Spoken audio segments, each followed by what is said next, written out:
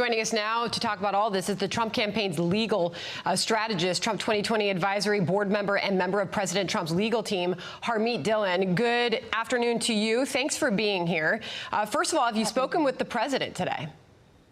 No, I have not spoken with the president, but I have spoken to some of my colleagues in the battleground states about what's happening there. And yes, indeed, there will be litigation. And it is not just about fraud. And so, to correct what Chris Wallace just said, one does not have to prove massive fraud to get into the courts. And the Bush-Gore dispute in 2000, it was over whether ballots should be counted or not whether voters committed fraud. That's the issue in Pennsylvania. In Pennsylvania, there is a violation of our constitutional definition of who decides whether certain ballots that are received after the fact are counted or not. And that is indeed tens of thousands. And so whether those ballots are counted or not remains a crucial issue in that state.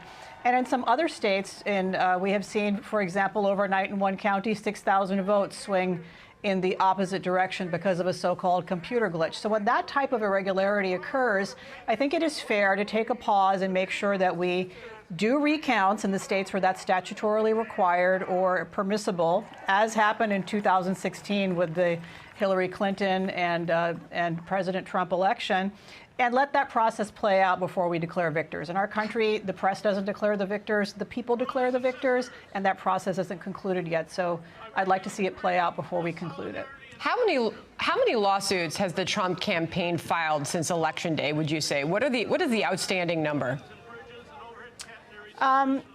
They're flying fast and furious, but it isn't that many. It's in the handful of states that are remaining. And so there have been multiple litigations, a couple of which we won in Pennsylvania already over the counting in Philadelphia.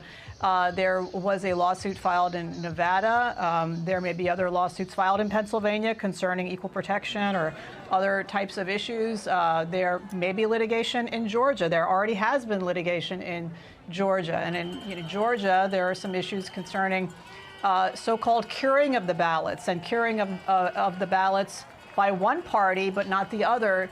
That is an issue in some states as well. So, of course, look, at the end of the day, these will all play out. The courts will have a say one way or the other, and then I think people need to accept the outcome. As you've just pointed out on your show, a huge number of Americans voted for Donald Trump and Mike Pence, and I want people on both sides to accept this outcome. That's not going to happen if it looks like there's a cover-up or a rush to judgment. Right now, obviously, the point is that there's not evidence of that voter fraud, or at least widespread evidence of voter fraud. And there is a new Trump campaign statement that came out in just the last couple of hours. And it says what this means is counting all legal ballots and not counting any illegal ballots. So you're making the case that you haven't even been provided the opportunity to find evidence of voter fraud. So how do you plan to do that, to prove this in courts?